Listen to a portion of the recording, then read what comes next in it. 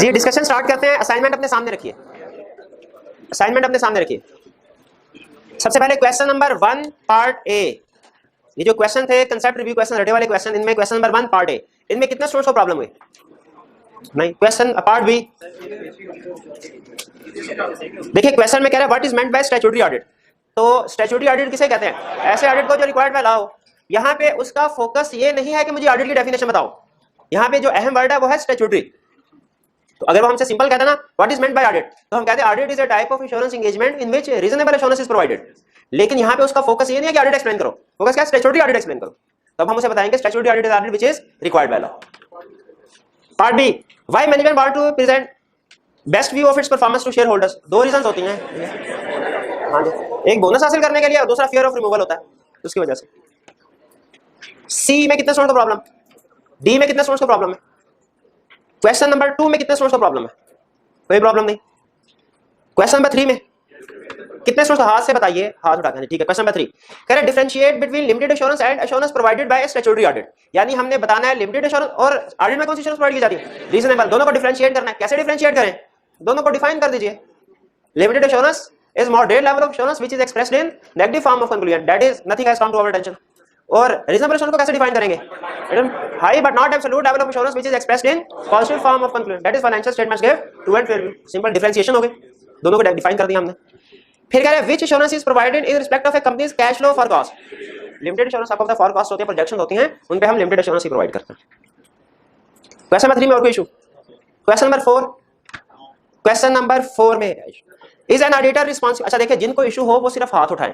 अगर आप हाथ नहीं उठाते इसका मतलब है मुझे समझ लग जाएगी कि आपको कोई इशू नहीं है। मुझे अंदाजा लगाना होता है कि कितने स्टूडेंट को एक सर्टेन अमाउंट हमने डिसाइड की होती है, अगर उस अमाउंट से ज्यादा स्टूडेंट को प्रॉब्लम है तो हमने एक्सप्लेन करना होता है। ठीक है, तो ये बताना है आपने कि प्रॉब्लम है, प्रॉब्लम नहीं है ये नहीं बताना। ठीक है, अगर आपकी तरफ no news is good news. ठीक है, अगर आप कुछ नहीं बताएंगे इसका मतलब है आपको समझ आ गई, और बताना भी हाथ उठा के है। ठीक है, ठीक है। Is an auditor responsible for the detection and disclosure of every error and fraud.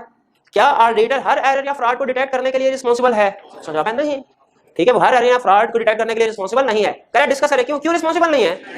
Inherent limitation of audit की वजह से। अच्छा, मुझे सिर्फ इतना लिख देना चाहिए इनहेरेंट लिमिटेशन ऑफ ऑडिट की वजह से, क्या उनको एक्सप्लेन भी करना चाहिए? मार्क्स ज्यादा है, 6 मार्क्स है, मुझे एक्सप्लेन भी करना चाहिए। अच्छा, एक्सप्लेन करने में मुझे कितने पॉइंट्स लिखने चाहिए? मेरे पास टोटल 7 है। नॉर्मली मार्किंग स्कीम ये बताती है कि एक लिमिटेशन का 1 नंबर होता है नॉर्मली। ठीक है, लेकिन अगर आपके पास टाइम हो तो 1-2 पॉइंट एक्स्ट्रा लिख दे, इसमें कोई हर्ज नहीं है। तो मैं प्रोबेबली इसमें 7 के 7 पॉइंट लिख दूंगा, ताकि अगर एक आधा मेरा गलत भी हो जाए तो एग्जामिनर उसको अल्टरनेट को चेक कर ले। 4 में और कोई इशू? क्वेश्चन नंबर 5 में कितने स्टूडेंट्स को इशू है? अच्छा, 5 में वो कह रहा है कि why audit can not be reduced to 0। उसने क्वेश्चन एब्सोल्यूट एश्योरेंस वाले क्वेश्चन को दूसरे एंगल से पूछ लिया है। हमें पता है कि जब एब्सोल्यूट एश्योरेंस 100% होगी, 100 एब्सोल्यूट एश्योरेंस, तो फिर ऑडिट रिस्क ऑटोमेटिकली 0 हो जाएगा। ठीक है, लेकिन ऑडिट रिस्क 0 नहीं होता, दूसरे लफ्जों में एब्सोल्यूट एश्योरेंस प्रोवाइड नहीं की जाती। वो कह रहा है कि बताइए क्यों, रीजन क्या है? अब क्या इनहेरेंट लिमिटेशन, क्या मुझे वो पॉइंट भी एक्सप्लेन कराना है? नहीं, मुझे पॉइंट सिर्फ ये लिखना चाहिए ड्यू टू इनहेरेंट लिमिटेशन। नहीं, मुझे कुछ पॉइंट जरूर लिखने चाहिए। अब देखिए यहाँ पे मार्क्स लेकिन कम है, 2 मार्क्स हैं, तो इसमें मेरा ख्याल है मैं सारे तो नहीं लिखूंगा, लेकिन अगर 2-3 पॉइंट्स भी लिख दूं तो काफी है। लेकिन मुझे इनहेरेंट लिमिटेशंस के साथ उसकी एक्सप्लेनेशन में 2-3 पॉइंट जरूर देने चाहिए। सिर्फ इतना लिख देना कि due to inherent limitation 2 marks नहीं मिलेंगे, शायद हाफ मार्क मिले, 2 मार्क्स नहीं मिले। 2 मार्क्स लेने के लिए हमें लिमिटेशंस को लिखना पड़ेगा। हाँ, सारी लिमिटेशन ना लिखें। देखिए, क्वेश्चन नंबर 3 में और 4 तकरीबन एक ही, ये क्वेश्चन नंबर जो 4 और 5 है ये तकरीबन एक ही चीज है, लेकिन डिफरेंस किस कहां पे है? मार्क्स कंसेप्ट वही है मार्क्स का। तो इसका मतलब है हमने क्वेश्चन नंबर 4 में पॉइंट्स ज्यादा लिखने होंगे और 5 में पॉइंट्स कम, लेकिन लिखने हैं, उससे पता चले हमें पता लिमिटेशन ऑफ ऑडिट क्या होती है। नेक्स्ट क्वेश्चन नंबर 6, कितने स्टूडेंट को इशू है इसमें? 6 में कह रहा है give 4 example item found in financial statement for which counting estimates may be required. तो बताइए फाइनेंशियल स्टेटमेंट में वो कौन-कौन से एरियाज हैं जिनमें काउंटिंग एस्टिमेट्स रिक्वायर्ड होते हैं, इंक्लूड किए जाते हैं? Depreciation, provision for bad date, revaluation, provision for warranty, शाबाश आई आपके फेवरेट आई का प्रोविजन फॉर लीगल केसेस। ठीक है, ये कुछ इसके अलावा और भी एरियाज है, लेकिन 3-4 एग्जांपल बता दिया आपने, काफी 4 एग्जांपल से पूछे काफी। इस क्वेश्चन का मकसद सिर्फ आपको ये बताना था कि फाइनेंशियल स्टेटमेंट में कुछ एरियाज ऐसे होते हैं, सारे एरियाज नहीं, लेकिन कुछ एरियाज ऐसे होते हैं जिनमें एस्टिमेट्स, जजमेंट्स, अनसर्टेनिटीज इन्वॉल्व होती हैं। क्लियर होगी ये बात? चलिए क्वेश्चन नंबर 7, इसमें की प्रॉब्लम, कितने स्टूडेंट को प्रॉब्लम है 7 में? वो कह रहा है explain the difference between negative and positive assurance. Negative और पॉजिटिव एश्योरेंस का डिफरेंस बताएं। अब देखिए, उसने टर्म्स चेंज कर लिए हैं। उसने लिमिटेड की बजाय वर्ड यूज किया नेगेटिव, और रीजनेबल की बजाय वर्ड क्या यूज किया है? पॉजिटिव। अब अगर हमें अल्टरनेट टर्म्स भी याद है तो फिर ये क्वेश्चन हमारे लिए बहुत आसान। वो हमसे रीजनेबल एश्योरेंस और लिमिटेड एश्योरेंस का डिफरेंस पूछ रहा है। आगे कह रहा है गिविंग एग्जांपल ऑफ ईच, हर एक की एग्जांपल भी दीजिए। अब पॉजिटिव एश्योरेंस की एग्जांपल क्या है? Audit of financial statement. Negative assurance की एग्जांपल क्या है? 2 एग्जांपल है हमारे पास, एक तो रिव्यू ऑफ फाइनेंशियल स्टेटमेंट्स और एक forecast of profit. Examination of forecast, examination of projection, दोनों में से कोई भी लिख दीजिए। लेकिन क्वेश्चन यहाँ पे खत्म नहीं कर रहा, उसके बाद आगे भी चल रहा है, कह रहा है state some of the limitations of external audit. ये लिमिटेशन ऑफ एक्सटर्नल ऑडिट कौन सी है? Inherent limitation. सम कह दिया, इसका मतलब उसने हमें छोड़ दिया कि जितनी मर्जी रीजन लिख दो। कितनी लिखनी चाहिए हमें? अब हमें जजमेंट लगानी पड़ेगी। उसने क्वेश्चन में हमसे 3 चीजें पूछी, पहले डिफरेंस पूछा, फिर एग्जांपल भी पूछी और फिर उसके बाद लिमिटेशन भी पूछी। तो मेरा ख्याल है शायद डेफिनेशन क्या, मेरी जजमेंट है, डिफाइन करने के और एग्जांपल देने के शायद 2 मार्क्स होंगे, 4 मार्क्स होंगे और 2 मार्क्स होंगे लिमिटेशन के। तो मैं कोई कम से कम 2 लिमिटेशन तो जरूर लिखूंगा, लेकिन टाइम हुआ तो मैं शायद तीसरी लिमिटेशन भी लिख लूं। लेकिन ये मेरी जजमेंट है। मे भी आप इसको ऐसे इंटरप्रेट करें कि 1 नंबर डेफिनेशन का है, आधा नंबर एग्जांपल का, 1 नंबर नेगेटिव शोनस की डेफिनेशन, आधा नंबर उसकी एग्जांपल, 1 नंबर पॉजिटिव शोनस की डेफिनेशन, आधा नंबर उसकी एग्जांपल, 3 और 3 नंबर हो गए लिमिटेशंस के। ऐसे भी आप बस में हमें बताए तो नहीं ना मार्किंग, तो हमने अब खुद से जज करना और उस लिहाज से एक्सप्लेन करना। इसमें अब आपको लिमिटेशन से 3 कम से कम लिखनी चाहिए, टाइम हुआ तो एक आधी एक्स्ट्रा भी लिख देंगे जी। 7 क्लियर है? 8 में कितने स्टूडेंट्स को प्रॉब्लम नहीं? 9 में कितने स्टूडेंट्स को प्रॉब्लम है? 9 में प्रॉब्लम है। 9 में कह रहा है an unmodified audit report. Unmodified audit report कौन सी होती है, याद है? जिसमें ऑडिटर कहता है कि फाइनेंशियल स्टेटमेंट्स ठीक है, इनमें कोई प्रॉब्लम नहीं है, ठीक है। वो कहता है is not a guarantee that the financial statements are free from all misstatement. ये गारंटी नहीं होती कि financial statements are free from all misstatement, मतलब फाइनेंशियल स्टेटमेंट में कोई भी मिसस्टेटमेंट नहीं है। यानी कहना ये चाह रहा है कि अगर आपने अनमोडिफाइड ऑडिट रिपोर्ट क्लाइंट को दे दी, इसके बाद भी ऑडिट के बाद भी फाइनेंशियल स्टेटमेंट्स में हो सकता है कुछ ना कुछ मिसस्टेटमेंट हो। कह रहा है discuss the rational of this statement, reason justification दीजिए स्टेटमेंट की। पहले बताइए क्या ये स्टेटमेंट करेक्ट है कि रॉन्ग है? ये करेक्ट है। ऐसा पॉसिबल है कि अनमोडिफाइड ऑडिट रिपोर्ट के बाद भी फाइनेंशियल स्टेटमेंट में कुछ ना कुछ मिसस्टेटमेंट रह जाए, क्योंकि ऑडिटर सारी की सारी मिसस्टेटमेंट को डिटेक्ट नहीं करता। Most of the misstatement detect होती है ऑडिट से, ऑल मिसस्टेटमेंट्स नहीं होती। आगे कह रहे हैं रीजनिंग दीजिए क्यों ऐसा है? लिमिटेशंस की वजह से। आप देखें इस चैप्टर में उसका सबसे ज्यादा फोकस होता है वो लर्निंग ऑब्जेक्टिव 3 पे है। सबसे ज्यादा क्वेश्चन जो उसने पूछे पास में लर्निंग 3 में, और फिर कुछ 2-4 क्वेश्चन उसने लर्निंग ऑब्जेक्टिव 1 से पूछे जी। क्वेश्चन नंबर 10 ए पार्ट कोई प्रॉब्लम? बी में कोई प्रॉब्लम? चलिए क्वेश्चन नंबर 11 ये भी क्लियर है। अच्छा अब इसने उसमें मार्क्स थोड़े ज्यादा है, उसने क्या एक्सप्लेन करें टर्म रीजनेबल एश्योरेंस। तो हमें सिर्फ रीजनेबल एश्योरेंस को डिफाइन करके एग्जांपल दे देनी चाहिए कि वो बाद में जो एक्सप्लेनेटरी मटेरियल है वो भी लिखना चाहिए कि गारंटी नहीं है, मेरा ख्याल है वो भी लिखना चाहिए, ठीक है। डेफिनेशन के साथ साथ जो एक्सप्लेनेटरी मटेरियल है वो भी हमें इसमें इंक्लूड करना चाहिए क्योंकि मार्क्स ज्यादा है। क्वेश्चन नंबर 12 जी हाँ, क्वेश्चन 11 में लिखा हुआ है in the context of audit opinion. ये ध्यान में रखिए, अब वो कह रहा है हमें एक्सप्लेन करना, एक्सप्लेन द टर्म। उसके आगे 2 ऐसी टर्म्स है जो टेक्निकल है, एक है रीजनेबल एश्योरेंस, एक है ऑडिट ओपिनियन। मैंने किस टर्म को एक्सप्लेन करना है, रीजनेबल एश्योरेंस को या ऑडिट ओपिनियन को? कैसे मुझे पता चला मैंने रीजनेबल एश्योरेंस को एक्सप्लेन करना, ऑडिट ओपिनियन को नहीं करना? उसने उसको इन्वर्टेड कॉमा में लिखा हुआ है। अच्छा और वो जो कह रहा है in the context of audit opinion, तो भाई रीजनेबल एश्योरेंस जो होती है वो सारी ऑडिट या ऑडिट ओपिनियन के कंटेक्स्ट में, ऑडिट रिपोर्ट के कंटेक्स्ट में होती है, इससे फर्क नहीं पड़ता कुछ। ये बिल्कुल ऐसे जैसे पहले हमने क्वेश्चन किया था, उसमें कहा था स्टीवर्ड एंड अकाउंटेबिलिटी को एक्सप्लेन करो in the context of public company. तो स्टीवर्डशिप और accountability basically concept he company form of business पे अप्लाई होते हैं।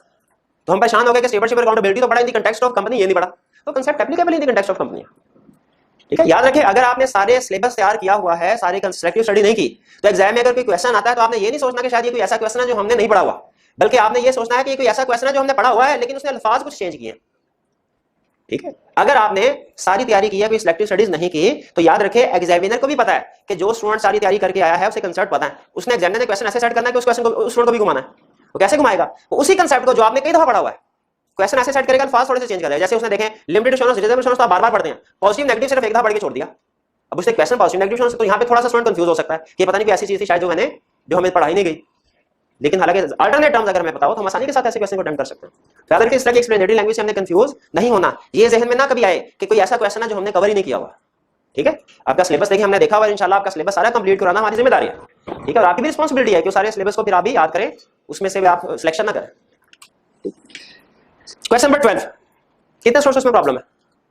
क्वेश्चन नंबर 12 में वो कह रहा है one of your clients Frozen Private Limited is a small organization which is not legally required to have an external audit. Frozen's managing director owns 75% of organization share capital. Explain the benefits to small organizations such as Frozen and their shareholders of voluntarily undergoing an external audit. देखें हमारे exam में आपको 2 तरह के question मिलते हैं, एक concept review question जो कि होता है रटे वाला क्वेश्चन, और एक होता है कंसेप्ट एप्लीकेशन क्वेश्चन यानी केस स्टडी, जिसमें हमने जो कुछ सीखा है, जो याद किया उसको एज इट इज अप्लाई नहीं करना, सिचुएशन के लिहाज से हमने कंसेप्ट को अप्लाई करना होता है। एग्जाम में जब कभी कोई भी क्वेश्चन, आपने सबसे पहले 2 डिसीजन करने हैं, 2 डिसीजन। पहला डिसीजन ये करना है आपने कि ये रटे वाला क्वेश्चन है या केस स्टडी है, और दूसरा डिसीजन ये करना है कि ये किस चैप्टर का है। अगर ये 2 डिसीजन आपके सही हो गए तो समझ लीजिए कि आपने 50% क्वेश्चन को सॉल्व कर लिया। फिर हालांकि अभी आपने एक लफ्ज भी नहीं लिखा, लेकिन टेक्निकली 50% क्वेश्चन नॉक आउट हो जाता है जब आप किसी भी क्वेश्चन को पढ़ के 2 डिसीजन कर लेते हैं। पहला डिसीजन क्या है, रटे वाला क्वेश्चन है कि केस स्टडी, और दूसरा डिसीजन क्या है, किस चैप्टर से। अच्छा अब देखें रटे वाले क्वेश्चन की पहचान क्या होती है, उसने सीधी स्टेटमेंट दी होती है, डायरेक्ट रिक्वायरमेंट पूछता है हमसे एक लाइन में सीधी। देखिए क्वेश्चन नंबर 1 से लेके क्वेश्चन नंबर 11 तक जितने भी क्वेश्चन है सारे एक एक लाइन के, सीधा कोई कहानी नहीं सुना रहा हूं मैं, सीधा रिक्वायरमेंट हमें दे रहा है। ये है हमारा रिप्रोडक्शन के क्वेश्चन। नेक्स्ट पेज पे है, नेक्स्ट पेज पे केस स्टडीज है।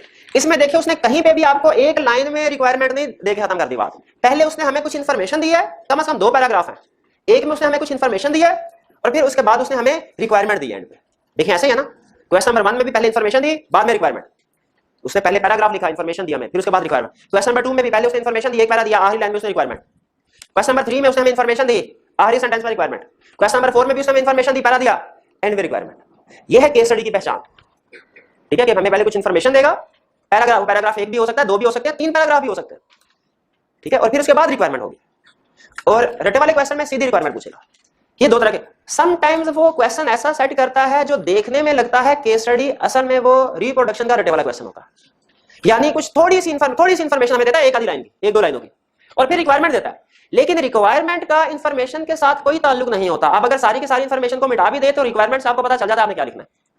ये क्वेश्चन नंबर 12 वैसा है, पहली नजर में देखने में आपको लगेगा शायद ये केस स्टडी है, लेकिन जब रिक्वायरमेंट पढ़ेंगे तो रिक्वायरमेंट में उसने सीधा सीधा क्वेश्चन पूछा होगा।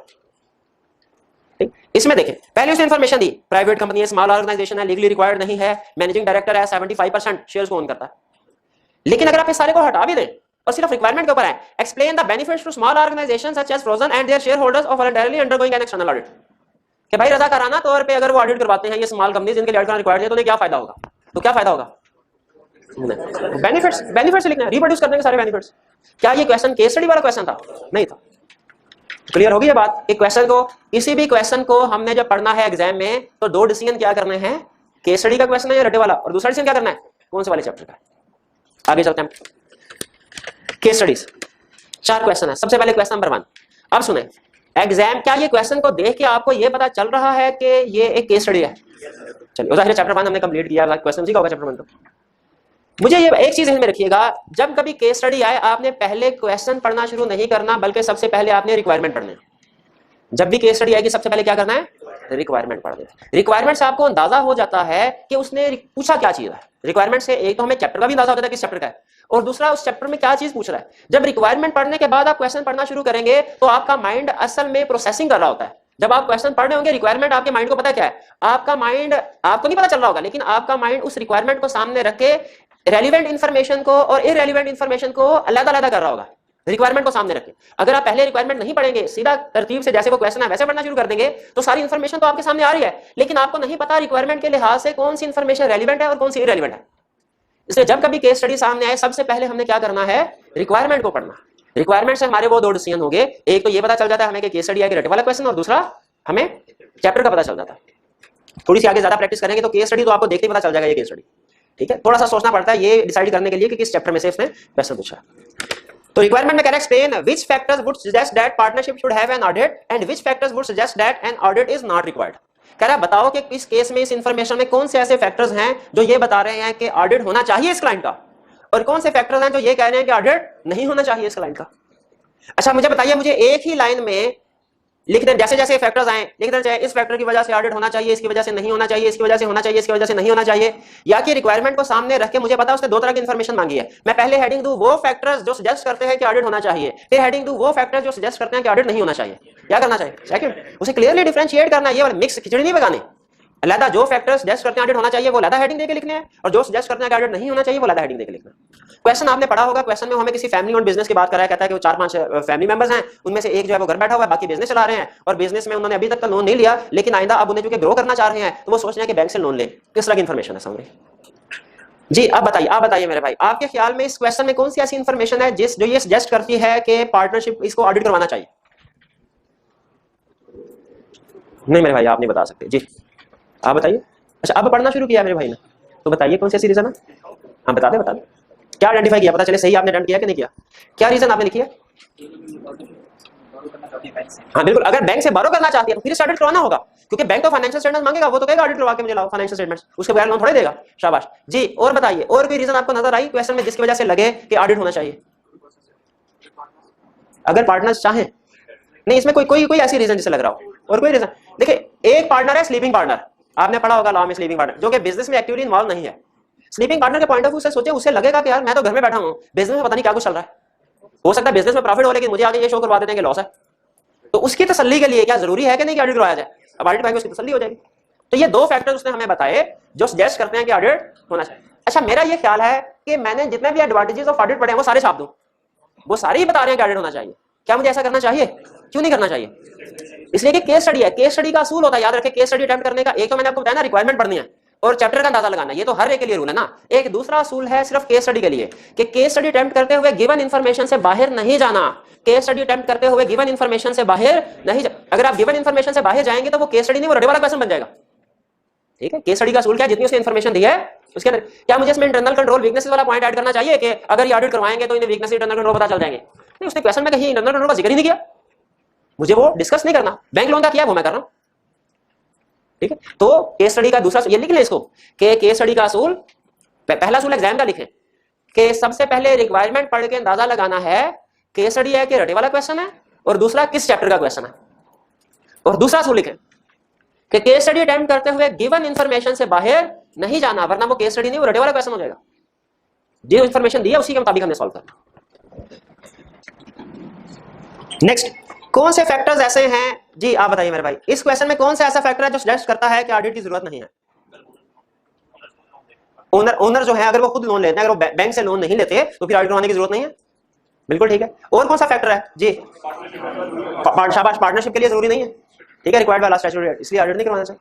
ठीक है, और एक तीसरा फैक्टर भी है, थोड़ा सा मुश्किल है लेकिन समझ आ जाएगा शायद आपको, कि पार्टनर जो ओनर्स हैं सारे के सारे खुद ही बिजनेस को मैनेज कर रहे हैं, तो वो एक जो कॉन्फ्लिक्ट ऑफ इंटरेस्ट होता है ना, बेस्ट व्यू और ट्रू एंड फेयर व्यू वाला, वो राइज नहीं होगा। ओनर अब अपने आप के साथ खुद थोड़ी फ्रॉड करेंगे, वो तो जब किसी दूसरे को रखते थे तब रिस्क होता था कि वो हमारे साथ फ्रॉड कर सकता है, गलत फाइनेंशियल स्टेटमेंट बना के बेच सकते हैं। तो ये कुछ रीजंस हैं। 4 मार्क्स है मेरा ख्याल है, उसने 2 रीजंस जो है वो इस सजेशन की होंगी कि ऑडिट कराना चाहिए, और 2 इन फैक्टर्स की होंगी कि ऑडिट नहीं कराना चाहिए। क्वेश्चन नंबर 1 जी भाई।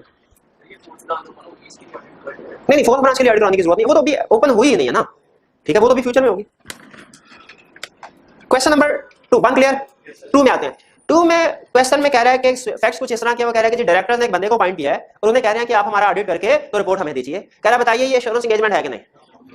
एश्योरेंस एंगेजमेंट नहीं। क्यों एश्योरेंस एंगेजमेंट नहीं है? इसमें एक एलिमेंट जो है 3 पार्टी रिलेशनशिप वाला, वो प्रेजेंट सिर्फ 2 पार्टीज हैं, डायरेक्टर अपॉइंट कर रहे हैं, रिपोर्ट डायरेक्टर को जाने, शेयर होल्डर तो है ही नहीं इसमें, तो ये 3 पार्टी रिलेशनशिप पूरा नहीं होता इसमें, इसलिए ये एश्योरेंस एंगेजमेंट नहीं है। एश्योरेंस एंगेजमेंट नहीं है तो कौन सी एंगेजमेंट है?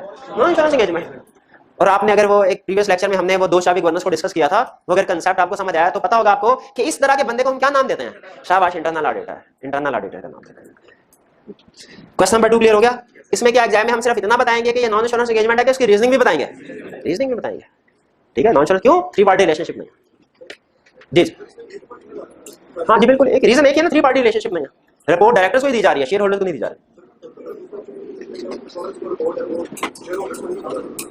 हाँ, तो ये वही बात कर रहा हूँ, मैं भी वही बात कर रहा हूँ। क्वेश्चन नंबर 3 में उसने हमें एक स्टेटमेंट दिया, कह रहा है following is an extract from an independent auditors unmodified report. कह रहा है अनमोडिफाइड रिपोर्ट है, यानी जिसमें ऑडिटर कहता है ठीक है काम। ओने प्रॉफिट फॉर कॉस्ट को अंडरलाइन कीजिए।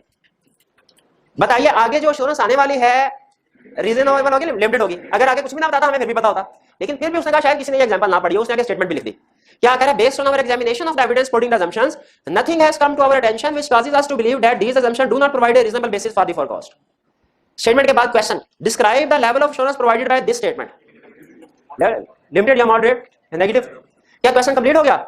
नहीं, ये वही वो 2 in 1 3 in 1 वाला क्वेश्चन है। रिक्वायरमेंट के अंदर अगर एंड आ जाए तो नॉर्मली इसका मतलब होता है कि आगे दूसरी रिक्वायरमेंट है। दूसरा question, explain how and why it differ from level of assurance provided by an audit of its annual historical financial statements. How it is different? कैसे डिफरेंट है ये ऑडिट से? ये नेगेटिव फॉर्म में है, ऑडिट वाली पॉजिटिव फॉर्म में। Why? क्यों डिफरेंट है? क्योंकि इस तरह के जो नेगेटिव एश्योरेंस में हमारे प्रोसीजर्स कम होते हैं और जो पॉजिटिव एश्योरेंस हम देते हैं ऑडिट है उसमें हमारे प्रोसीजर्स ज्यादा होते हैं। ऑडिट में हमारे प्रोसीजर ज्यादा क्योंकि उसमें हमने रीजनेबल एश्योरेंस प्रोवाइड करने हैं, और रिव्यू में लिमिटेड एश्योरेंस में हमारे प्रोसीजर्स कम होते हैं। क्लियर जी? जी नहीं, रीजनेबल की डेफिनेशन लिखने की जरूरत नहीं है, उसने हमें डिफाइन करने को नहीं कहा, उसने सिर्फ इतना कहा देखिए मार्क्स है 3 और उसने रिक्वायरमेंट भी 3 पूछी है, इसका मतलब हमसे ब्रीफ आंसर चाह रहा है कि मुझे सिर्फ वो 2 रफी बात बताओ कि क्या है क्या नहीं है। ठीक है, रिक्वायरमेंट्स 3 मार्क्स भी 3, इसका मतलब हर रिक्वायरमेंट का 1 नंबर होगा। तो एक हमने बता दिया लेवल ऑफ एश्योरेंस कौन सा प्रोवाइड किया गया है, नेगेटिव या limited. How? Negative form of conclusion. Why? Less procedure are performed. खत्म कहानी। सिर्फ प्रोसीजर का लिख दें कि लिमिटेड रिव्यू वाली असाइनमेंट्स में, एंगेजमेंट्स में हमारे प्रोसीजर कम होते हैं, रीजनेबल एश्योरेंस एंगेजमेंट में हमारे प्रोसीजर ज्यादा होते हैं। वो आप याद हो डायग्राम बना के हमने डिस्कस किया था कि जब रीजनेबल एश्योरेंस होती है तो उसके लिए एविडेंस ज्यादा चाहिए, एविडेंस ज्यादा चाहिए तो प्रोसीजर भी ज्यादा करने पड़ेंगे, और अगर लिमिटेड रिव्यू है तो उसके लिए एविडेंस कम चाहिए तो उसके लिए प्रोसीजर भी हमारे कम होंगे। क्वेश्चन 4 फैक्ट्स, आपने पढ़ा होगा क्वेश्चन फैक्ट्स में वो ये कह रहा है कि कोई नया कंपनी का एक नया चीफ एग्जीक्यूटिव है, उसने आपको ऑडिटर अपॉइंट किया, उसने आपका कहा कि आप ऑडिटर अपॉइंट करने जा रहे हैं, और उसने 2 स्टेटमेंट दिए एक मीटिंग में। एक उसने ये कहा है कि ऑडिटर तो बस लीगली रिक्वायर्ड है इसीलिए ऑडिट करवाया जाता है, वरना ऑडिट कराने का फायदा कोई नहीं है, कह रहे it does not add value to business, business को फायदा कोई नहीं। दूसरी स्टेटमेंट कह रहा है however he believes that audit helps in finding all major frauds within the company, कहता है हाँ एक फायदा होता है कि सारे फ्रॉड जो मेजर फ्रॉड होते हैं वो सामने आ जाते हैं। 2 स्टेटमेंट दी, पहली स्टेटमेंट क्या है, वैल्यू ऑडिट बिजनेस को मैं कोई वैल्यू ऐड नहीं करता, यानी कोई फायदा नहीं होता बिजनेस को ऑडिट का, और दूसरी स्टेटमेंट क्या दी उसने कि ऑडिट से सारे फ्रॉड सामने आ जाते हैं, इतना फायदा होता है। अब बताइए हमने कमेंट करना है, कह रहा है discuss how you will respond to the view points of Amjad regarding the audit of financial statement, बताइए आप कैसे रिस्पॉन्ड करेंगे इन व्यू पॉइंट्स को। अब बताइए कमेंट करना है एक व्यू पॉइंट पे कि दोनों पे, दोनों पे अलग-अलग कमेंट करेंगे कि इकट्ठा कर दें, अलग-अलग कमेंट करें। पहले किस पे कमेंट करें कि it audit does not add value to business. अब बताइए क्या स्टेटमेंट सही दे रहा है, गलत कह रहा है? क्या ऑडिट कराने के कोई फायदे होते हैं? बिल्कुल होते हैं, वो हम फायदे बता देंगे, ठीक है। वो हम फायदे क्या क्या फायदा होता है, most of the misstatement are identified, ठीक है, बिजनेस को सेल करने में हेल्पफुल होता है, लोन लेने में हेल्पफुल होता है, वीकनेस इंटरनल कंट्रोल सामने आ जाती है, मैनेजमेंट की रिस्पांसिबिलिटीज का पता चल जाता है कि पूरी कर रहे हैं कि नहीं कर रहे, ये फायदे होते हैं कि नहीं होते। दूसरा व्यू पॉइंट है audit helps in finding all major frauds within the company, क्या ऑडिट से सारे फ्रॉड्स में बड़े फ्रॉड्स मेजर फ्रॉड्स सामने आ जाते हैं? नहीं, ठीक है, ऑडिट सारे major frauds detect, all fraud detect नहीं करता। क्यों नहीं करता? मेरे लिमिटेशन सिर्फ इतना मेंशन करेंगे कि लिमिटेशन भी इंक्लूड करनी चाहिए, लिमिटेशन भी लिखनी चाहिए। क्लियर हो ये बात? अच्छा, जो अभी थोड़ी देर में आपको सॉल्यूशन प्रोवाइड कर दिया जाएगा ये केस स्टडीज का, इसमें नोट कीजिएगा कि मैंने जो बेनिफिट्स लिखे हैं पहले कमेंट को क्रिटिसाइज करते हुए, एक्सप्लेन करते हुए, और लिमिटेशन जो लिखी है जो दूसरे पॉइंट में वो सारी लिख दी, कोई 3-4 नहीं लिखी। हालांकि मार्क्स के लिहाज से नॉर्मली जो मार्किंग स्कीम होती है उसमें एक पॉइंट का, एक लिमिटेशन का 1 नंबर है, एक एडवांटेज का 1 नंबर नॉर्मली होता है। तो मेरे जो एग्जाम में अगर मैं होता तो जब उसने ये कहा it does not add value to business, उसको बेनिफिट्स बताते हुए मैं 3-4 बेनिफिट लिखता सिर्फ। उसी तरह जब उसने ये कहा कि जी वो सारे फ्रॉड सामने आ जाते हैं, उसको एक्सप्लेन करते हुए मैं सिर्फ 3-4 लिमिटेशन लिखता, क्योंकि मार्क्स इतना ही है। लेकिन सोल्यूशन में आपको सारे मिल जाएंगे पॉइंट्स। आपने इसको देख, सम टाइम ICAP के सिलेक्शन सोल्यूशन में भी इसी तरह होता है, आपने इस तरह जब सारे पॉइंट्स होंगे तो देख के परेशान नहीं होना कि शायद एग्जाम में सारे पॉइंट्स लिखने हैं। नहीं, एग्जाम में आपने उनमें से 3-4 करने हैं, क्योंकि मार्क्स के लिहाज से हमने एलोकेशन करनी हो। तो फिर मैंने क्यों सारे पॉइंट्स लिख दिए? इसलिए कि अगर मैं फर्स्ट कीजिए लिमिटेशन में से कोई सी 4 लिमिटेशन लिखता तो फिर आप मेरे से ये पूछते सर बाकी की 3 लिमिटेशन क्यों नहीं लिखनी, क्या वो यहाँ पे गलत हो जाती? वो क्यों गलत हो जाती? उस साइड पे चले जाते आप। तो सिर्फ ये बताने के लिए कि सारे लिमिटेशंस एक्सेप्टेबल है, लेकिन इनमें से कोई भी 3 या 4 आप लिख दें तो वो ठीक है। आपको समटाइम्स जो सॉल्यूशन दिया जाता है वो ज्यादा कॉम्प्रिहेंसिव होता है उस सॉल्यूशन की निस्बत जो कि एग्जामिनर रिक्वायर कर रहा है, ठीक है, आपकी कंसेप्ट बिल्डिंग के लिए, ठीक है। इसी तरह जैसे सॉल्यूशन में अगर ICAP का है तो सम टाइम उसमें मटेरियल कुछ ज्यादा होता है, वो सिर्फ आपको गाइडेंस प्रोवाइड करने के लिए, ठीक है। एग्जाम में नॉर्मली उससे कम रिक्वायर्ड। जी, क्वेश्चन 4 क्लियर? चलिए असाइनमेंट को कर देते हैं हम क्लोज। प्रीवियस लेक्चर में से अगर कोई क्वेश्चन पूछना चाहते हो तो पूछ लीजिए। ये सॉल्यूशन एंड में डिस्ट्रीब्यूट कर दीजिएगा क्लास से बाहर जाते हो, ठीक है। सॉल्यूशन में डिस्ट्रीब्यूट, जी बिल्कुल। देखिए इनका क्वेश्चन ये है, सुन लीजिए क्वेश्चन ये है कि सर आपने एक सैम्पलिंग का कंसेप्ट एक्सप्लेन करते हुए ये कहा था कि ऑडिटर सारी की सारी ट्रांजैक्शन को चेक नहीं करता, वो सैंपल बेस पे ट्रांजैक्शन को चेक, यानी एरियाज हमने सारे वेरीफाई करने हैं, हर एरिया के अंदर हमने कुछ ट्रांजैक्शन को वेरीफाई करना है, कुछ को वेरीफाई नहीं करना। जैसे मैंने एग्जांपल दिए थे, हो सकता है हम किसी एरिया में 40% ट्रांजैक्शन को चेक कर लें, किसी एरिया में 50% को कर लें, और किसी एरिया में 60% को कर लें। तो क्वेश्चन का ये है सर, फर्ज कीजिए आपने जो 60% वाली एग्जांपल दी, हम अगर 60% ट्रांजैक्शन को भी चेक कर लें तो 60% ट्रांजैक्शन को चेक करके हम 95% एश्योरेंस कैसे दे सकते हैं? यही क्वेश्चन आपका। देखिए इसके 2 आंसर। पहला आंसर ये है कि आगे चल के हम एक टॉपिक पढ़ेंगे सैम्पलिंग का, जो हमें ये बताता है कि हमने सैम्पलिंग करनी किस तरीके से। उसमें हम कुछ ऐसी टेक्निक सीखेंगे जिनके मुताबिक अगर सैम्पलिंग करें तो हमारा सैंपल साइज कम होगा, जैसे 40, 50, 60%, लेकिन उसके बावजूद उन टेक्निक्स में खूबी है कि उसके बावजूद हम 95% एश्योरेंस दे सकते हैं क्लाइंट को। पहले दूसरी रीजन सुनिए, मैंने कहा 60% ट्रांजैक्शन। देखिए ये जो 60% ट्रांजैक्शन है, ये मैंने नंबर ऑफ ट्रांजैक्शन कहा। आपको अंदाजा होगा कि जब सेल्स अकाउंट में ट्रांजैक्शन रिकॉर्ड हो रही होती हैं, हर ट्रांजैक्शन जो है इक्वल अमाउंट की नहीं होती, कुछ ट्रांजैक्शन है वो लाखों की होगी, कुछ ट्रांजैक्शन हजारों की होगी। तो अगर आप उनमें से 60% टॉप की ट्रांजैक्शन भी सेलेक्ट कर ले तो प्रोबेबली वो 95% ऑफ अमाउंट को कवर कर जाएंगे। इसीलिए हम सैंपल साइज कम रख के भी हम अपना रीजनेबल एश्योरेंस प्रोवाइड कर सकते हैं। क्वेश्चन जी एप्लीकेबल फाइनेंशियल रिपोर्टिंग फ्रेमवर्क और एक्सेप्टेबल फाइनेंशियल रिपोर्टिंग फ्रेमवर्क में क्या फर्क है? देखिए, एप्लीकेबल फाइनेंशियल रिपोर्टिंग फ्रेमवर्क तो वो फ्रेमवर्क है वो जो मैनेजमेंट ने सेलेक्ट किया फाइनेंशियल स्टेटमेंट प्रिपेयर करने के लिए, और एक्सेप्टेबल फाइनेंशियल रिपोर्टिंग फ्रेमवर्क वो है जो ऑडिटर ने चेक कर लिया है कि वाकई मैनेजमेंट ने सिलेक्शन सही किया है। जब ऑडिटर चेक कर ले कि मैनेजमेंट ने जो applicable financial reporting framework select किया है फाइनेंशियल स्टेटमेंट प्रिपेयर करने के लिए, वो सिलेक्शन सही किया है, उन्हीं 4 बेसिस पे किया जो हमने पढ़ी है। तो फिर वो बेसिस कौन सी है? Nature of entity, nature of financial statement, purpose of financial statement, legal requirements. अगर ऑडिटर चेक कर ले कि मैनेजमेंट ने वाकई इन्हीं चीजों को सामने रख के फ्रेमवर्क सेलेक्ट किया है, तो हम कहते हैं कि ये एप्लीकेबल फाइनेंशियल रिपोर्टिंग फ्रेमवर्क अब एक्सेप्टेबल है, इसका ऑडिट करो। ठीक है। और अगर हमें लगे मैनेजमेंट ने इन चीजों को नहीं सामने रखा बल्कि अपना कोई ऑब्जेक्टिव जैसे प्रॉफिट को सामने रख के फ्रेमवर्क सेलेक्ट किया कि जिस फ्रेमवर्क के मुताबिक प्रॉफिट ज्यादा आता है वो सेलेक्ट कर लो, तो फिर हम कहेंगे ऐसा applicable financial reporting framework acceptable नहीं है, इसमें फिर हमें ऑडिट करने की जरूरत है। जी और भी क्वेश्चन? जी देखिए, एप्लीकेबल का ताल्लुक है मैनेजमेंट से, जो मैनेजमेंट ने सेलेक्ट किया। हम एज ऑडिटर मैनेजमेंट को कोई भी फ्रेमवर्क सेलेक्ट करने से नहीं रोक सकते, वो मैनेजमेंट की मर्जी है, चाहे वो सही वाला फ्रेमवर्क सेलेक्ट करे चाहे गलत वाला करे, उसकी मर्जी है। हमने फिर देखना है अगर उसने सही वाला फ्रेमवर्क सेलेक्ट किया है तो हम ऑडिट करेंगे, अगर उसने गलत वाला फ्रेमवर्क सेलेक्ट किया है हम उसे फिर कहेंगे भाई इसको चेंज कर दो, चेंज करते हैं ठीक है, नहीं चेंज करते तो फिर हम ऑडिट नहीं करेंगे। ठीक है। जैसे अगर वो फाइनेंशियल स्टेटमेंट्स भेज दिया शेयर होल्डर को और फ्रेमवर्क सेलेक्ट कर लिया उन्होंने टैक्स लॉस का, क्या हम ये कहेंगे जी तुम्हारी मर्जी जो मर्जी कर लो, हम तो सिर्फ ये देखेंगे कि फ्रेमवर्क के मुताबिक फाइनेंशियल बनी है कि नहीं? गलत है, क्योंकि ऐसी फाइनेंशियल स्टेटमेंट जब शेयर होल्डर के पास जाएंगी तो वो मिसलीड हो सकते हैं, वो गलतफहमी का शिकार हो सकते हैं। जी हाँ जी, तो वही एप्लीकेबल मैनेजमेंट ने गलत सेलेक्ट किया ना, वो मैनेजमेंट ने गलत सेलेक्ट कर लिया, इसीलिए हम कह रहे हैं कि हाँ बिल्कुल। जी देखिए, जब फ्रेमवर्क चेंज करे तो कितना टाइम लगेगा ये उन्होंने डिसाइड करना है, हमारा मसला नहीं है। उन्होंने गलत फ्रेमवर्क सेलेक्ट किया था, हमने कहा चेंज कर दो, वो चेंज करे, दोबारा फाइनेंशियल स्टेटमेंट बनाए, उनकी गलती है ना, उन्होंने पहले क्यों सही फ्रेमवर्क सेलेक्ट नहीं किया। हाँ बिल्कुल सही है, जब फाइनेंशियल स्टेटमेंट्स प्रिपेयर हो जाएंगे उसके बाद फिर हम ऑडिट करेंगे, उससे पहले तो नहीं कर सकते। और क्या क्वेश्चन? जी ओवर ऑडिटिंग और अंडर ऑडिटिंग एक टर्म यूज की थी, वो यूं चलते चलते की थी और हमारे सिलेबस में नहीं है। ओवर ऑडिटिंग का मतलब है जरूरत से ज्यादा काम करना, अंडर ऑडिटिंग का मतलब है जरूरत से कम काम करना। अगर आप कोई ऐसी चीज वेरीफाई कर रहे हैं जो फाइनेंशियल स्टेटमेंट में शामिल नहीं है तो आप ओवर ऑडिटिंग करना। जी चलिए आज के लेक्चर की तरफ चलते हैं। आज हमने कंसेप्ट स्टडी करने हैं 2, लर्निंग ऑब्जेक्टिव 3 चैप्टर 2 में से ट्रू एंड फेयर व्यू, और learning objective 4 overall responsibilities of management.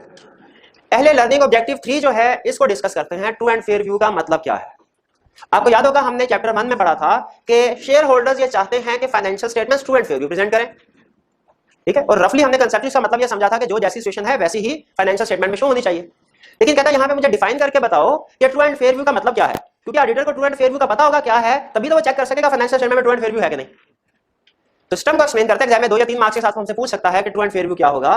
तो इसमें हमने 3 बातें लिखनी है।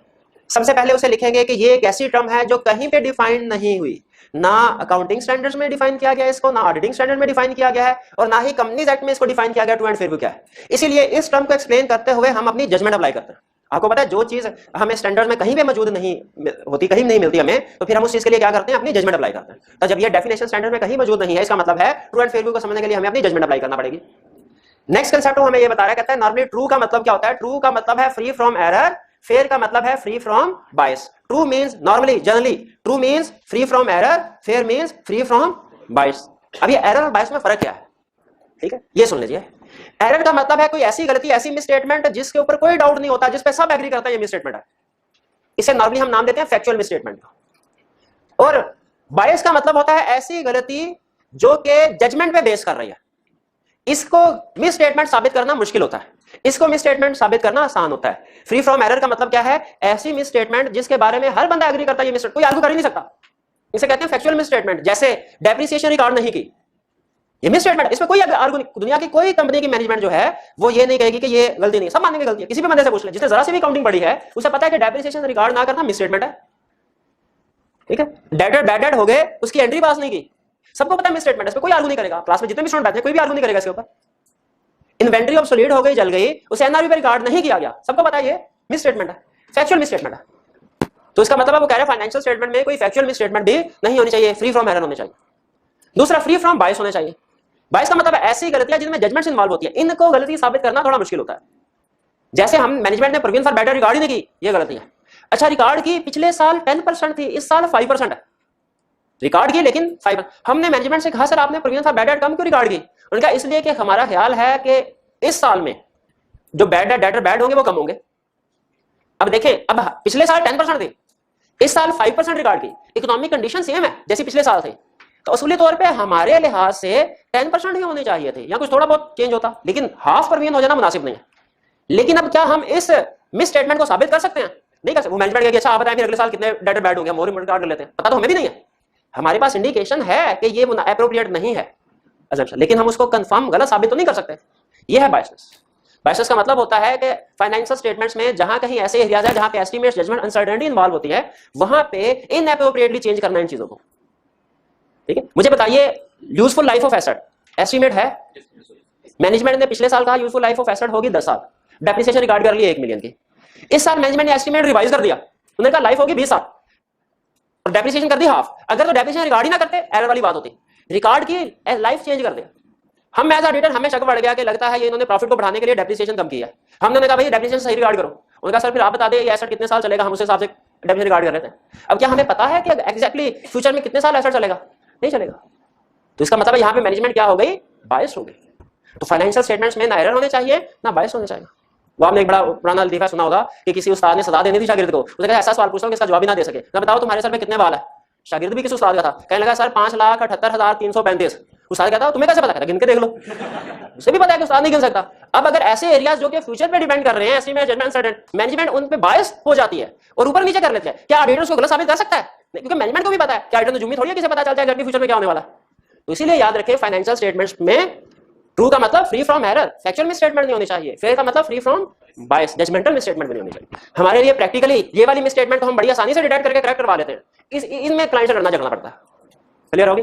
आखिरी बात वो कह रहा है कि फाइनेंशियल स्टेटमेंट्स कब ट्रू एंड फेयर भी प्रेजेंट करते हैं। कहता है बहुत आसान, जब financial statements applicable financial reporting framework के मुताबिक प्रिपेयर होंगी, इसका मतलब है वो true and fair view present करते हैं।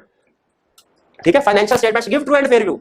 ये 2-3 सेंटेंसेस बोल रहा हूं, इनका मतलब एक ही है, financial statements are prepared in accordance with applicable financial reporting framework. Financial statements give true and fair view. Financial statements are free from material misstatement. इनका मतलब एक ही है सबका कि फाइनेंशियल स्टेटमेंट्स ठीक है। तो फाइनेंशियल स्टेटमेंट का ट्रू एंड फेयर व्यू भाई जब एप्लीकेबल फाइनेंशियल रिपोर्टिंग फ्रेमवर्क के मुताबिक बनेगी financial statement true and fair view present करते हैं। जब एप्लीकेबल फाइनेंशियल रिपोर्टिंग फ्रेमवर्क के मुताबिक नहीं बनेगी true and fair view present नहीं करते। ये एप्लीकेबल फाइनेंशियल रिपोर्टिंग फ्रेमवर्क क्या होता है बताइए? पता है ये होता क्या? ये फ्रेमवर्क है। अच्छा बताइए, प्रैक्टिकली भी सीखते हैं ना चीजें। पाकिस्तान में एप्लीकेबल फाइनेंशियल रिपोर्टिंग फ्रेमवर्क कौन सा है? शाबाश, IFRS। लेकिन जहन में रखिएगा, क्या इंटरनेशनल कोई रूल है? एज इट इज हमें फॉलो करना चाहिए कि पाकिस्तान के हालात के मुताबिक थोड़ा बहुत उसमें चेंज कर देना चाहिए, चेंज कर देना चाहिए। ठीक है, तो इसलिए याद रखें पाकिस्तान में IFRS भी एप्लीकेबल फाइनेंशियल रिपोर्टिंग फ्रेमवर्क में, लेकिन पाकिस्तान के हालात के मुताबिक थोड़ा बहुत चेंज करने के लिए कंपनीज एक्ट की रिक्वायरमेंट भी है। वो आपने 4th शेड्यूल 5th शेड्यूल के बारे में शायद सुना होगा कि वो फाइनेंशियल स्टेटमेंट प्रेजेंट करने के लिए है। दोबारा लिए एप्लीकेबल फाइनेंशियल। क्लियर हो गया? ट्रू एंड फेयर व्यू का मतलब क्या है? ठीक है, 3 पॉइंट बताने हमने, पहले कहीं डिफाइन नहीं है, दूसरा true means free from error, fair means free from bias, और तीसरा फाइनेंशियल में कब true and fair view present करती है? एप्लीकेबल फाइनेंशियल रिपोर्टिंग फ्रेमवर्क के मुताबिक। ये रीडिंग कर लीजिए।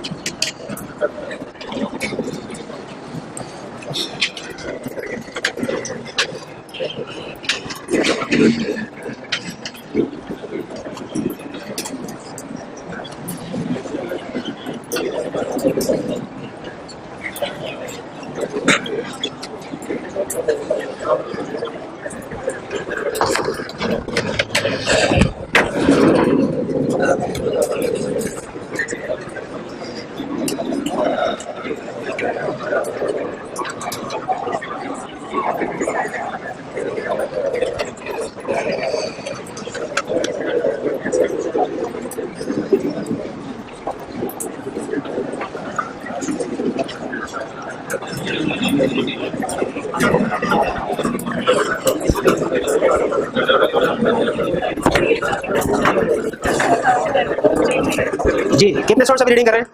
हो गई रीडिंग, कोई क्वेश्चन है तो पूछ लीजिए जी। वन दो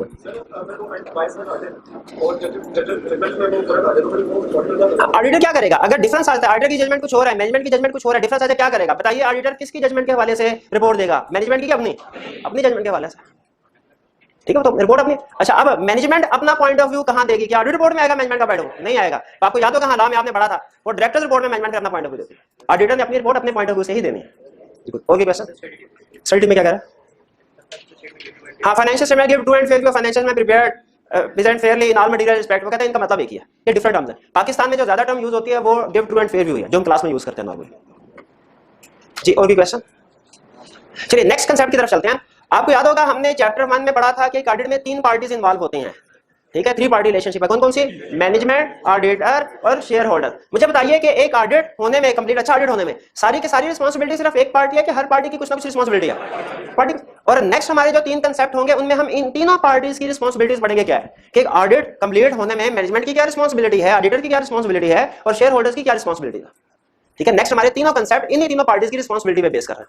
आज के लेक्चर में पहली पार्टी हम मैनेजमेंट की रिस्पांसिबिलिटीज को डिस्कस करते हैं। मैनेजमेंट की क्या रिस्पांसिबिलिटी है, ठीक है। बहुत आसान कंसेप्ट, कहते हैं मैनेजमेंट की 3 रिस्पांसिबिलिटीज हैं ऑडिट के पॉइंट ऑफ व्यू से, फाइनेंशियल स्टेटमेंट से रिलेटेड 3 रिस्पांसिबिलिटी है। पहली रिस्पांसिबिलिटी है for preparation and presentation of financial statements in accordance with applicable financial reporting framework.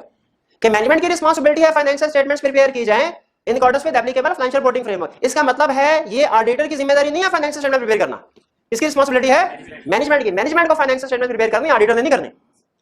दूसरी रिस्पांसिबिलिटी कह रहा है फाइनेंशियल स्टेटमेंट्स प्रिपेयर करनी है तो फाइनेंशियल स्टेटमेंट अच्छी तभी प्रिपेयर होंगी जब मैनेजमेंट ने एक इंटरनल कंट्रोल सिस्टम भी डिजाइन इंप्लीमेंट किया होगा।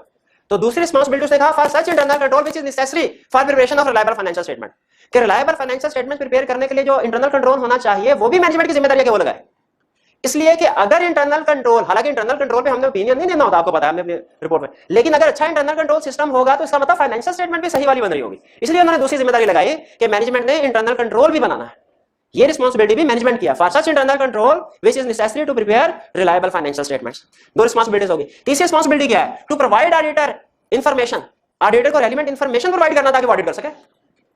उसमें कौन सी इंफॉर्मेशन कर रहा है? एक तो रेलेवेंट इंफॉर्मेशन खुद से बता दो जो जो रेलेवेंट इंफॉर्मेशन है। दूसरे नंबर पे अगर ऑडिटर एडिशनल इंफॉर्मेशन मांगे कोई अपनी तरफ से, वो भी ऑडिटर को प्रोवाइड कर दो। और अगर ऑडिटर कहे मुझे अनरिस्ट्रिक्टेड एक्सेस प्रोवाइड करो एम्प्लॉइज तक, मैंने कुछ एम्प्लॉइज से मिलना है for the purpose of audit, तो वो एक्सेस भी प्रोवाइड करनी चाहिए। ये 3 रिस्पांसिबिलिटीज हैं मैनेजमेंट के या डायरेक्टर्स की भी, क्योंकि उनकी भी overall responsibility financial statement prepare करना।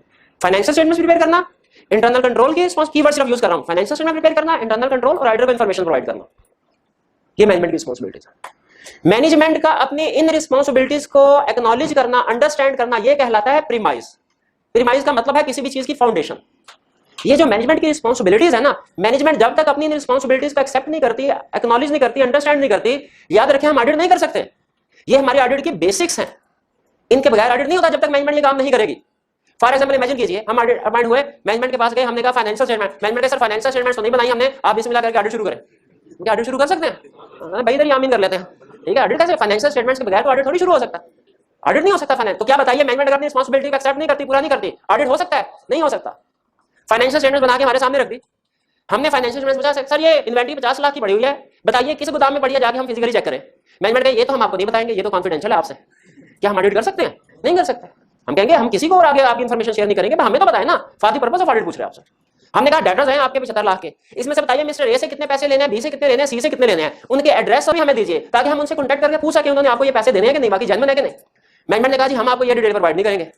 अब बताइए अगर मैनेजमेंट इन्फॉर्मेशन प्रोवाइड ना करे, क्या हम डेटर्स को वेरीफाई कर सकते हैं? नहीं कर सकते।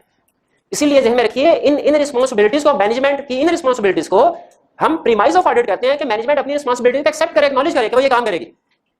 और हमें वो स्टैंडर्ड में कहते हैं आगे, वो कहते हैं अगर मैनेजमेंट अपनी रिस्पांसिबिलिटीज को एक्सेप्ट करे, एक्नॉलेज करे, अंडरस्टैंड करे, मैनेजमेंट आपसे कह दे ठीक है सर हमारी ये जिम्मेदारी हम पूरा करने को तैयार है, पूरा करेंगे, फिर आप ऑडिट शुरू करें।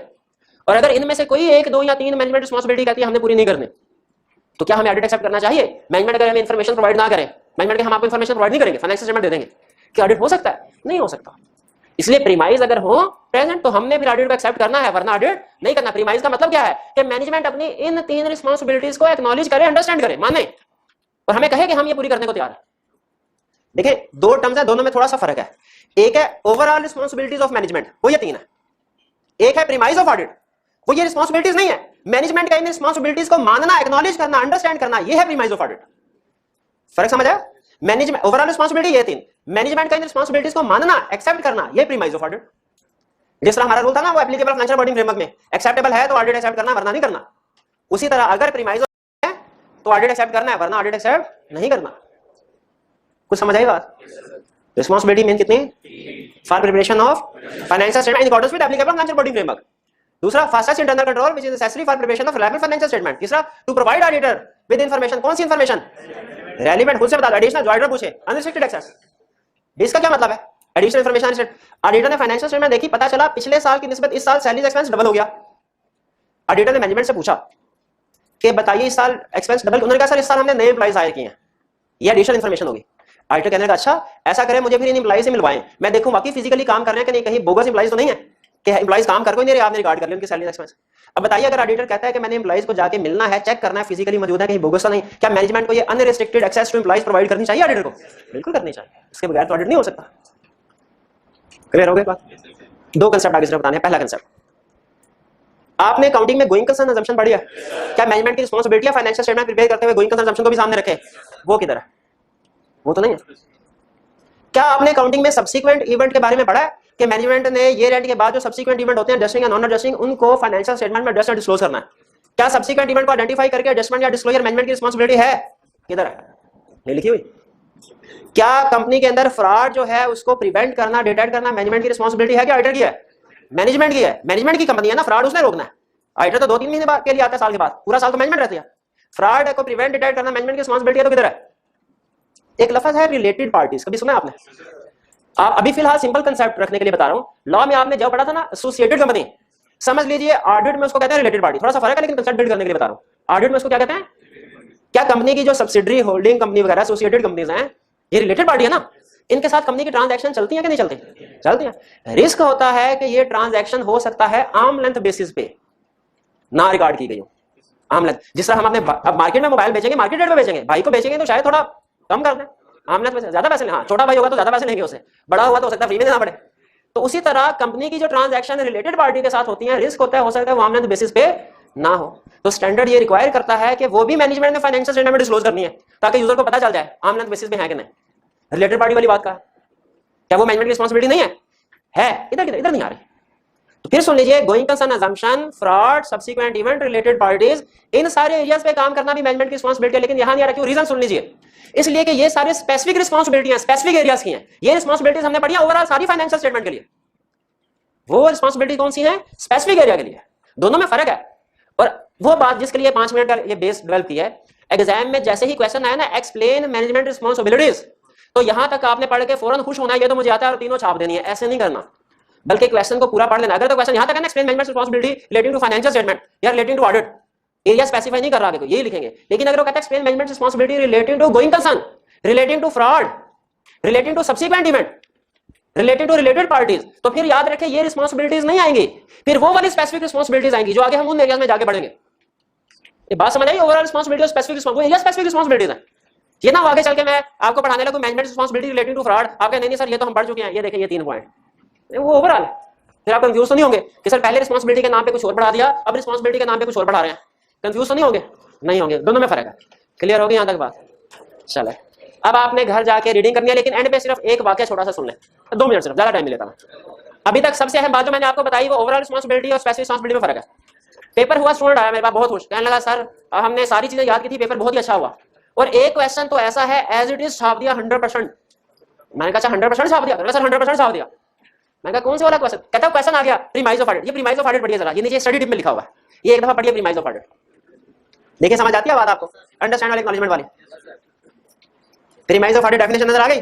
पढ़ ली? कह रहा सर 100%। मैंने कहा कैसे? कहता है एग्जाम ने 3 नंबर का पूछा था, उसने प्रीमाइज ऑफ ऑडिट बताओ, तो मैंने क्या लिखा? Premise of audit means management acknowledges and understand its responsibility as described above. 100% रटा तो ऐसा ही होता है ना। मैंने कहा ऐसे ही लिखा, बिल्कुल ऐसे ही लिखा है। मैंने कहा शाबाश। बताओ ये स्टूडेंट पास हुआ होगा कि फेल? फेल क्यों? क्योंकि एग्जामिनर ने जब पेपर देखा होगा उसने कहा रिस्पांसिबिलिटी एज अबव, उसने पहले ऊपर देखा होगा रिस्पांसिबिलिटी नजर, फिर एग्जामिनर ने कहा होगा शायद नीचे भी देखा होगा रिस्पांसिबिलिटी, उधर भी कितने नंबर दिए होंगे? 0।